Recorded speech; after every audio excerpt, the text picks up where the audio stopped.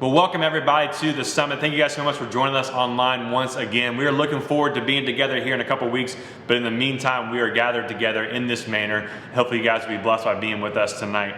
We're going to continue on our series called Vibes, all about our emotions and how our emotional health will impact our spiritual health, our walk with Christ, but also our fellowship with one another. And tonight we're going to talk specifically about anger. And I know for a fact, you don't have to take very long to see how anger can impact a group of people. I just look back over the last few days. It's been very difficult. I don't know about you, but on Thursday, I sat in my office glued to my TV, glued to my computer, watching what anger can do to people. Anger rooted not in what other people have done, but anger that's rooted in what hasn't been done in order to please somebody. When people don't get what they want, they become angry, and that anger can control them to do a lot of ridiculous things, and hopefully you all can see that. And tonight we're going to walk through exactly what that looks like and how we can control our anger. And I want to offer something as we just consider all the things that are going on right now, because right now what we're seeing, this is just kind of off script for a second. Right now what we are seeing is everybody else is to blame for everything else. Everybody else is to blame for everything that's going on in the world, everything that's going on in your world. Everybody else is to blame. We need to jump to our political talking heads. We need to jump to our opinion people on the news, say, who's to blame for what's going on right now? And we want to point fingers at every single person. It's like the old Spider-Man meme. I'll put it here on the screen where we just point at everybody else. Who is to blame? Well, I want to offer something to you. Someone shared this with me a few months ago, and I had heard it before several years back. But listen to this. If 99% of the world's problems are caused by everybody else, listen, if 99% of the problems are everybody else's fault, listen, you are still 100% responsible for that 1%. You're 1%. So if 99% of the problems in the world are everybody else's fault, you are still 100% responsible for your 1%. And what's that 1% made up of? How you react, how you speak, how you love, how you don't love. And you are still 100% responsible for that. Tonight we're going to talk about how anger can be used in a good manner, but also how can you be used in a very destructive manner, as we've seen these last few days. So I want you to walk with me this evening as we walk through this series. Now, before we jump into God's Word, and I just want to pray over you and pray over what is going on around us right now. Father God, we are gathered here tonight virtually. And while, yes, we are looking forward and anticipating in a couple of weeks we're being together again, I'm excited about that, but in the meantime, God, it's good to be together. God, it's good to jump into your word. It's good to be listening to you. God, there's so many different things we can turn on tonight. There's so many different things we can watch. And I'm thankful that there are those people out there who want to hear from you this evening. God, who take time, whether they're an adult, a student, a parent. God, I pray that tonight we hear it from you and you alone. Take away my words, take away my thoughts. May they only be from you. May your word be amplified to us as we consider what your word says. God, there's a lot of crazy things going on in this world. There's a lot of weird things going on right now. God, a lot of unknown, but the one thing that is known is that you are still in control. May we always remember that, and we always consider that as we step forward into each day ahead of us. May we be your church, may we be your people as we shine a light into a dark and broken world. God, be with us tonight as we consider your word. God, may you be glorified in all that we say and all that we do. In your son's name we pray. Amen.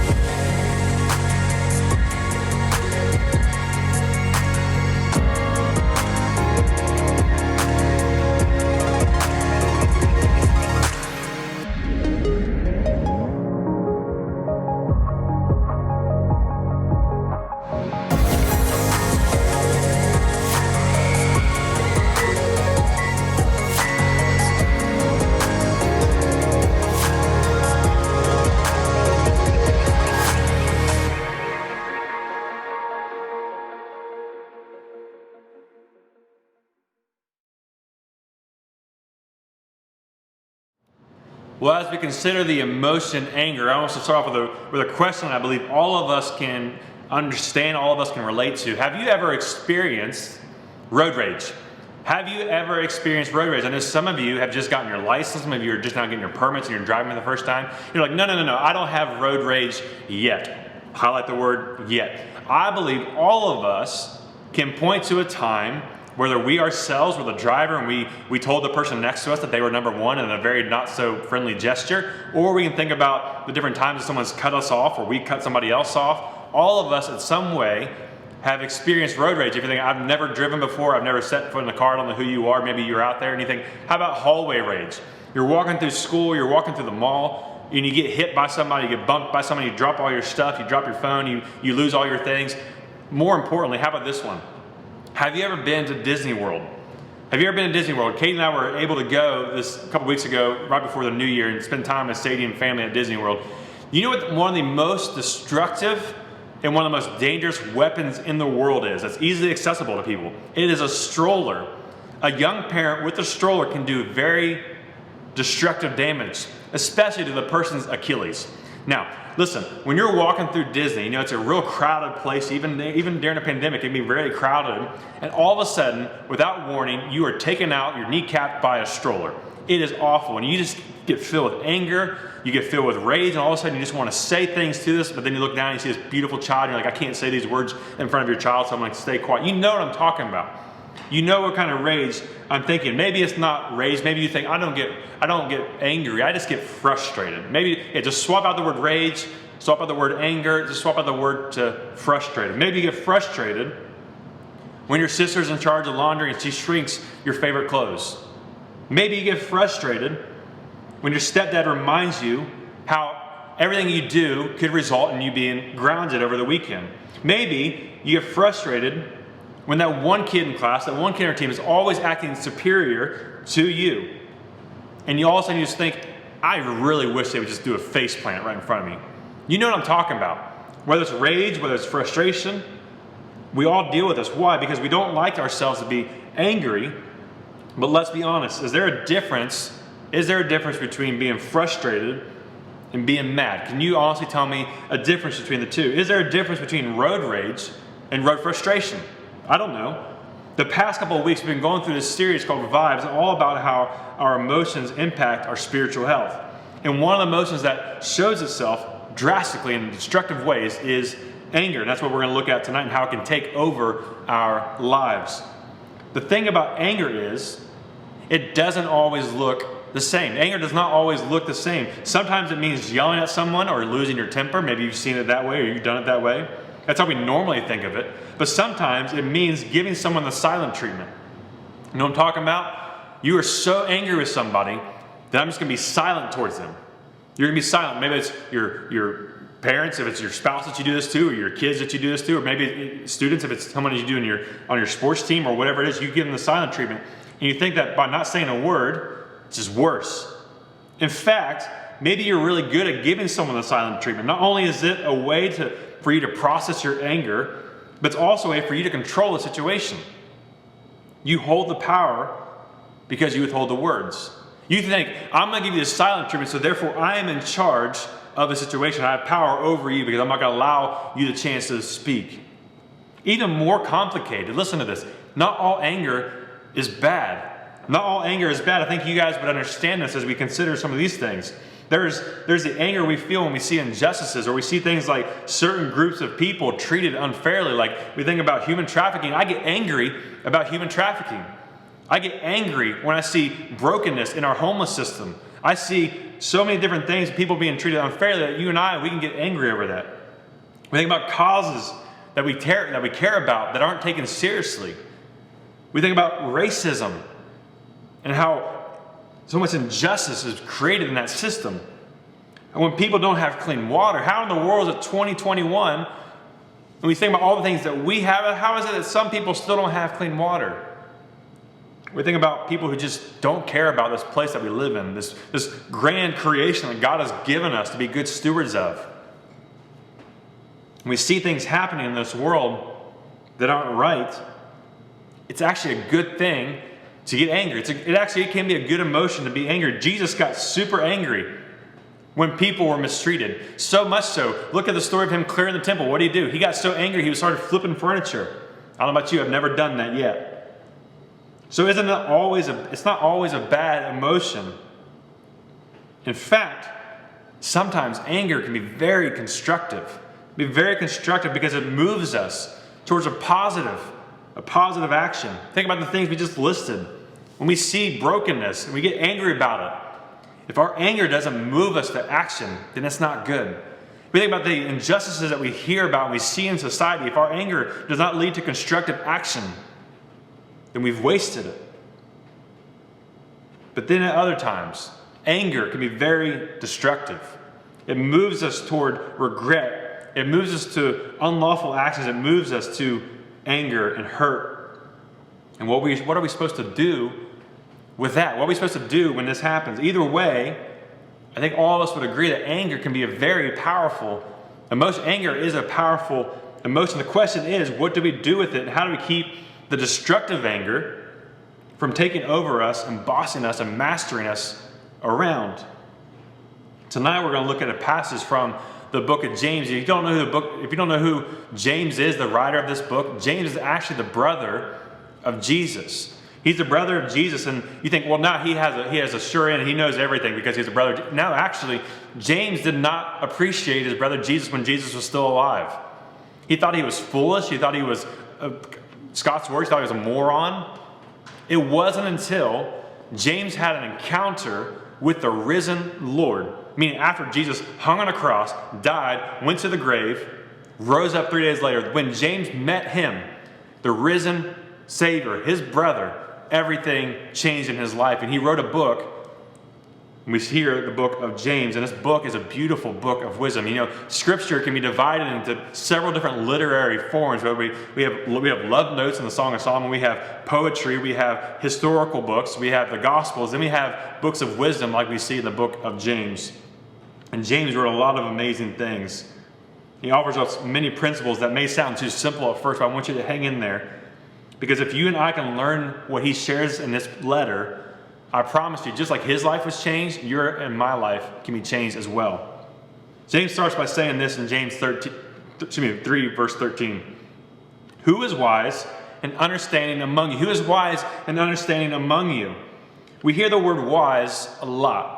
If you've been around church, you hear the word wise, you hear the word wisdom. Even in society, we talk, so-and-so is so wise.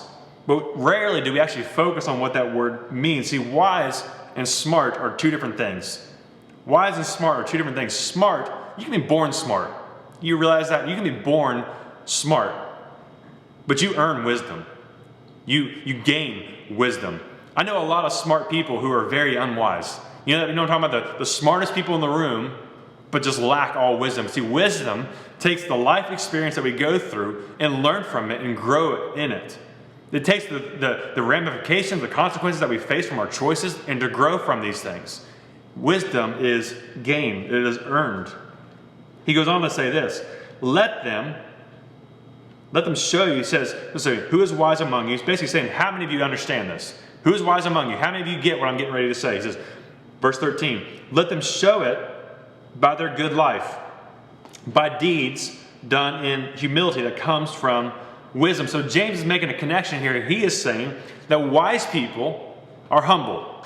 Wise people are humble. And what does humility look like? It starts with a proper view of yourself. Humility is all about understanding who you are, understanding the perspective that you have of yourself. And it shows itself by seeing stuff like this. You don't see yourself as the exception of the rules. You know, those rules are for everybody else. I am special. I'm loved, so those rules don't apply to me. I can do whatever I want. I can destroy things if those rules don't apply to me. I am in a free society. Or we see it like this. You don't think the world revolves around you and your desires. How many people do you know that they feel like they're the center of the universe? Don't point to them if they're sitting in the room with you. How many, you all know people like that. You and I would agree that's not humility. Or you think about it this way. You don't think that you deserve better treatment than everyone else. You don't think yourself more highly than someone else because of your skin tone, because of your wealth, because of your position. You consider all people above yourself. Or, maybe the last one here, you don't see everyone else as a means to an end that you want. You know what I'm talking about? Maybe this one's a little bit more complicated. But maybe it fleshes itself out this way. People can be very manipulative. People can be well thought out in everything that they do. Everything has a purpose, and they go to certain conversations for a specific purpose, so that person will do something for them, or that conversation, that moment, that whatever is going on will make them look better. They see everyone else as a means to an end. Whatever I can do to people, whatever I can use other people to make myself look better, that's not humility. That's not what that is. And James is saying that wise people don't see these things. Wise people, humble people don't do these things. He continues this. Verse 14. But if you harbor envy, bitter envy, and selfish ambition in your hearts, do not boast about it or deny the truth. Harbor basically means to let something stick around. And what he's saying here, don't let bitter envy and selfish ambition stick around. He says, if you let the stuff say that makes you think you're better or more important, don't deny it, call it out, don't pretend like life is fine. He goes on to say later in verse 16 this, for where you have envy and selfish ambition, there you find disorder and every evil practice. Let's say it a different way. When pride or arrogance gets lodged inside of us, it comes out in our actions. He says the actions that you see in people's lives is rooted in selfish envy, selfish ambition, in vain conceit, in pride and arrogance. That's not exactly great news. Because you think about your personal actions, you think about the things you've done recently, the things you've said recently, you're like, oh no, I am in trouble here. But he does not end here. He does not leave us hanging. A couple verses later in James chapter 4, starting in verse 1, he says, what causes fights and quarrels among you? That's a question. What causes fights among you? Now quickly, most of us will jump to say, my parents' unrealistic rules and expectations are the reason why I fight with them. Or, my teacher giving me an F is the reason why I fight with my teacher. My younger sibling that won't stop being annoying is the reason why I fight with them. My friends that never text me back, the reason why I fight with them. My stepdad, my stepmom who acts like they are always right is the reason why I fight with them. Or those annoying, obnoxious people on Instagram, TikTok, Snapchat, they're the reason why. The Democrats, they're the reason why. The Republicans, they're the reason why. The president, he's the reason why. The president-elect, he's the reason why. They're the reason why I fight. They're the reason why I do all these things. Every single one of us have an answer outside of us that causes problems among us. It's all these outside problems that cause problems within us. But James is not buying that, and neither should you. He answers his own question by saying this in the next part of the verse. So what causes fights and quarrels among you? He goes on to answer, don't they come from your desires that battle within you? Those problems, those outside problems that you all see, that you all have, are they not problems that you have going on within you? In other words, your mom may drive you crazy, your little brother may be annoying, but what causes those arguments? It's not them, it's you. It is not them, it is you. Or more specifically, James says, what is in you? What is in you? And this is a big deal because as long as we think the problem is someone else's, their behavior, their character, their mistake, we will never deal with an anger problem that is burning inside of us. As long as we think that the problem is everybody else's, we will never address or deal with a problem that is in our hearts. We think the problem is people not doing things our way. But James is saying here that the problem is that we want to get our way. That's a different thing. But as long as we think the problem is outside of us, we will never take care of what is inside of us. As long as you think it's their problem and not your own, because they're not doing things your way, then the problem is you didn't get your way. That's the difference. You may disagree because maybe you feel like things you want are things that have to be earned. Maybe things like freedom, respect, trust, responsibility. I don't know what things you think are earned. But when you don't get these things that you feel like you have earned, it doesn't seem fair, right? And honestly, you're probably right. But James is not talking about what is fair and what is not. He's not talking about what is fair and what is not. He is saying that if you want to get to the root of your frustration and the root of your anger, you need to be willing to admit that the problem is not them, it is possibly you. The problem is when you don't get what you think you deserve. The problem is not what they did. The problem is not what they said. The problem is when you don't think you got what you deserve. So what do we do in this reality? How do we adjust to this? How do we live with this? How do we walk through this? Well, we had to change the script. We had to change the script. We had to turn the page. When other people aren't acting like we think they should, or we aren't getting what we want or think we deserve, we have to change what we say. Instead of saying, he's being selfish. Instead of saying, she's being annoying. Instead of saying, they're being rude. Instead of saying, they're the problem. Maybe we should start saying, you know what the problem is? The real problem is that I didn't get what I wanted. I didn't get what I thought was right. I didn't get what I thought would make me feel better. I didn't get what I believe is best. And I understand this sounds terrible. This sounds terrible, but I'm telling you, when you start doing this, relationships change. Your relationship with God, your relationship with yourself, and your relationship with one another. Your anger even changes. Your frustration level changes. Why? Because you're no longer looking to other people as a reason for the way you feel, why you feel the way you do. As long as you're looking to other people as the reason for feeling the way you do, other people control your emotions. If you're looking to social media saying, how am I supposed to feel about this? You're giving power over to someone else to tell you how to feel, to tell you what to believe, to tell you what to think. And they now have power over you. But I've also seen this in a lot of kids, your guys' age, even adults. When someone's hurt by somebody, they become the victim of something that the other person did, and they think, you know what? I really enjoy being the victim. I'm never going to grow beyond this. I'm always going to be the victim. And next thing you know it, the way the other person thinks is not how they think. They start bowing down to their wishes for their emotions, and they're controlled by them.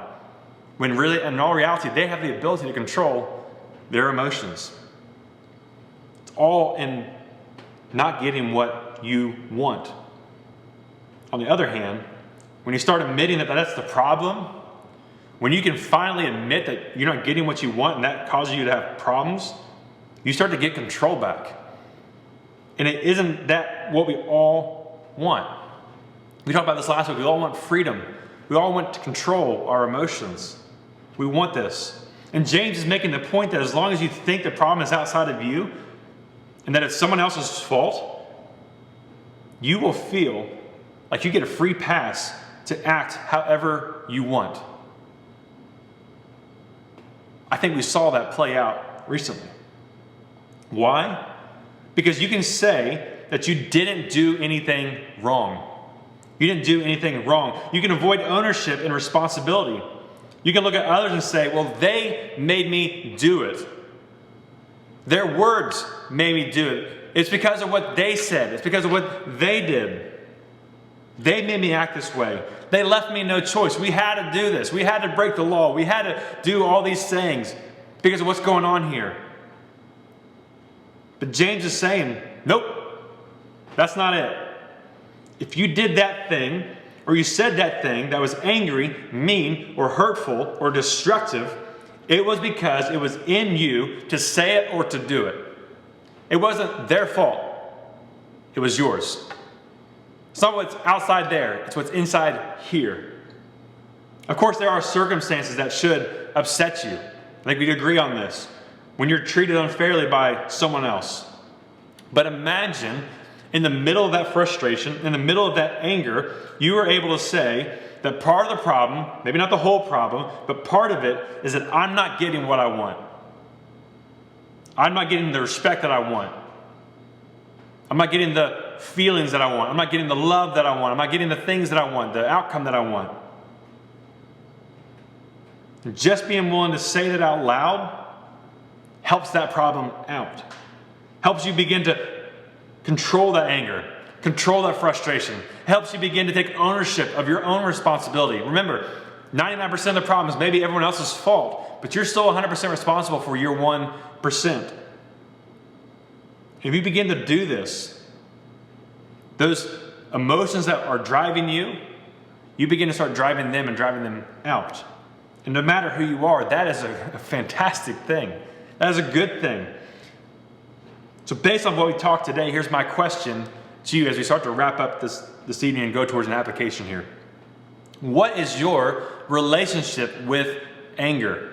What is your relationship with anger? Do you control it, or does it control you? If I were to ask your coach, does anger control them, or do they control it? When something goes wrong and you begin to start screaming at the referee, he reaches in the pocket, pull out that yellow or red card. Or on the basketball court when you get teed up for whatever stupid thing you just did. Does your anger control you, or do you control it? How about your mom and dad when they ground you for something that you did wrong? How are you responding to them? Would they say that your anger controls you, or you control it? How about your classmates and your teachers, your friends, your pastors? What is your relationship like with anger? Because if anger is controlling you in any of those relationships, then it's controlling you too much. It's controlling you too much. And the only way to beat it, according to James, is with humility. It's with humility. Not pride, not arrogance, humility. And humility says, it's not all my fault, but I'm going to own my part of it. It's not all my fault, but I'm going to own my part of it. And my part has to do with me not getting my way when I want to. So when you feel anger, when you feel frustration, or whatever you want to call it, rage, starting to rise up, when you're not in disagreement with a parent, step-parent, coach, friend, sibling, ask yourself, what am I not getting that's causing this anger? What am I not getting that's causing me to feel this way right here, right now? Because even if you aren't the whole problem, humility means recognizing that you are part of it. You're part of it. And when you learn how to recognize that, the emotion of anger begins to lessen its control over you, I promise you. And the good news is that those of us who follow Jesus, if we're his followers, we follow someone who is led in this very way. Jesus said no to getting his way. He said no to getting his way. We see that in the Gospels. We see that in what Paul writes in Philippians chapter 2. He wrote this about who Jesus is. Who, meaning Jesus, being in the very nature of God, did not consider equality with God something to be used to his own advantage or his own way. Rather, he made himself nothing by taking the very nature of a servant, being made in human likeness. Jesus had every reason and every right to get his own way. He was the king of the universe. He could have done whatever he pleased. But yet, what did he do? He gave up what he wanted so that he could show you and me how valuable we are to him, how loved we are by him. Paul starts off a few verses back in this section like this.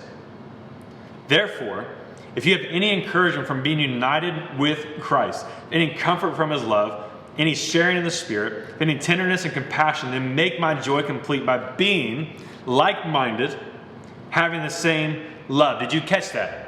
What Paul just said was he wants you to be like Christ. And then he tells us what Christ is like. What does he describe him as? Humble. Humble. Humble when he had every reason not to be. He had every reason not to be, yet he chose humility. Jesus surrendered his way when he could have easily fought for it. He could have came in riding on a white horse, bringing destruction. Yet he came in humility, riding in on a donkey. Following the example of Jesus is how we keep anger from controlling us. And if we are to be like Christ, we must see what Christ is like. And Christ is a person of humility when the rest of us are people of pride and arrogance. Think of it this way. Because of Jesus, because of him, anger does not have to be the boss of you. It doesn't have to be your master. Jesus is our Lord. I really believe following Jesus will make your life better. There are a lot of people out there who want you to experience your best life, who want you to get better at doing certain things or to start doing certain things so you can look better. But I believe something different here. I believe by coming to a relationship with Jesus, your life is automatically better because your eternity is set and your life on this side of eternity begins to transform and you begin to look more and more like Jesus, and there's no other person in this world I would rather you look like. I don't want you to look like me. I don't want you to pick up my flaws, my bad characteristics that I sometimes have. I would rather you conform to the image of Jesus than the image of anybody else or anything else. When we start to do this, our lives change, because when you follow him, he will nudge you away from arrogance and selfish pride and self-centeredness and move you towards humility as he moves you towards himself. And in that humility, you will begin to love him, love yourself, but also love one another. And less powerful that anger will be in that moment. And that is a win for everyone. So as we wrap up, I want you to begin imagining what life would look like if anger did not control you. None of us will get this right completely or out of time, but I want you to discuss, if you're meeting here in a little bit as a small group on Zoom, or if you're just meeting with your mom and dad who are watching with you, begin asking yourself, what would my life with my parents look like if anger did not control me? Parents, if you're watching, what would your life and parenting look like if your anger did not control you? What would your marriage look like if anger did not control you? What would the mission of God and his church look like if anger did not control us? We've seen too much recently the ramifications of people controlled by their anger. What would it look like if the church responded in humility? To consider others more highly than ourselves, to consider the purpose of God more important than our purposes for ourselves. I think this world will look so much better because of it. Tonight we're going to close out by, I'm going to pray for you here in a little bit, but I also want to let you know that on January 31st, we're going to be together again for the very first time in a few months. I'm really excited about that. And I want to share with you something that I'm excited about, is that we have some hoodies that are being made for you guys. So I want you guys to come that evening to claim a hoodie. You guys are going to love it. I'm excited for it. And everybody loves a good hoodie. And you'll be rocking the summit all over the world that you go. So come on January 31st. I'm excited about that evening. We're going to tell you here in the next couple of weeks what that night will look like. It will look a little different. I'm excited for that. Middle school, you guys are welcome that night too as well. And then we'll gather together back again that following Wednesday. Hope you guys have a great rest of your night. Hopefully that you guys are people of humility who consider others more highly than yourselves, and I hopefully that fleshes itself out in the way you respond to people, the way you communicate with people, and the way you interact with one another. I love you guys. I'm going to pray for you, and I hope you guys have a great rest of your evening. God be with us as we close out tonight. God, thank you for the methods and the capabilities to be able to be together online. God, while it's not ideal, it is still your church moving forward. We're still your body. We're still your people, no matter where we are or where we are watching from. We are united in spirit and our love for you. God, be with us as we close. Be with us as we step forward into your purposes this week. God, bless everyone with an opportunity to show humility, but more importantly, to show the world who you are. It's in your son's name we pray. Amen.